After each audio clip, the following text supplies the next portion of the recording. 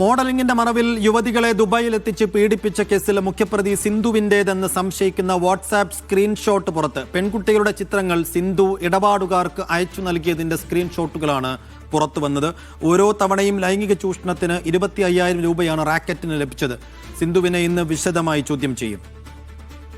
Sibi Joseph വിശദാംശങ്ങൾ നൽകും. സിബി, ഈ അന്വേഷണ പുരോഗതിക്കിടെ പുറത്തു വന്നിരിക്കുന്ന സിന്ധുവിന്റെ വാട്സാപ്പ് ചാറ്റ് എത്രമാത്രം നിർണായകമായൊരു തെളിവും കൂടിയാണ്. എന്താണ് ഈ കേസിലെ അന്വേഷണത്തിന് പുരോഗതി?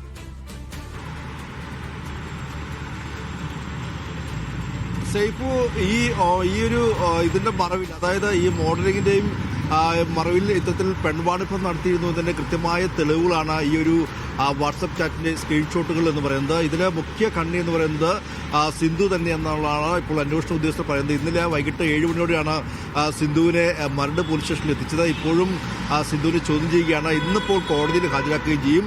ഇതിനിടെയാണ് ഈ സിന്ധുവിന്റെ മൊബൈൽ ഫോണിൽ നിന്നും ഇത്തരത്തിൽ ഈ പെൺകുട്ടികളെ പെൺവാണിഭം നടത്തുന്നതിന്റെ കൃത്യമായ ചാറ്റിങ്ങും അതിൽ കൃത്യമായ തെളിവുകൾ ഇപ്പോൾ ലഭിച്ചിരിക്കുന്നത്. ഇതിൽ 25,000 രൂപ വരെ ഓരോ ലൈംഗിക ചൂഷണത്തിനും ഇത്തരത്തിൽ റാക്കറ്റിനും ലഭിക്കുന്ന രീതിയിൽ അത്തരത്തിലുള്ളൊരു പണമിടപാടും അതുമായി ബന്ധപ്പെട്ടുള്ള ബാർഗിനൊക്കെയാണ് ഈ ഒരു വാട്സപ്പ് ചാറ്റിൽ കാണാൻ കഴിയുന്നത്. പെൺകുട്ടികളുടെ ഫോട്ടോ അടക്കം അയച്ചു കൊടുക്കുകയും ഇത് വെച്ചുകൊണ്ട് പണം പേശുന്ന രീതിയിലുള്ള ചാറ്റുകളാണ് പുറത്തു വന്നിരിക്കുന്നത്. ഇതിൽ പോലീസ് പറയുന്നത് ഇങ്ങനെയാണ്, അതായത് ഈ സിന്ധുവിന്റെ മകൾക്കും മരുമകൾക്കും ദുബായ് കേന്ദ്രീകരിച്ചുകൊണ്ട് ഒരു ഇവന്റ് മാനേജ്മെന്റ് ഉണ്ട്. ഈ ഇവന്റ് മാനേജ്മെന്റ് പലപ്പോഴും ചില ഫാഷൻ ഷോയും മറ്റും നടത്താറുണ്ട്. ഇത്തരത്തിൽ ഫാഷൻ ഷോയ്ക്കും മറ്റുമെല്ലാം തന്നെയും മോഡലുകളെയും ബ്യൂട്ടീഷ്യന്മാരെയും മേക്കപ്പ് ആർട്ടിസ്റ്റുകളെല്ലാം തന്നെയും കൊണ്ടുവരും.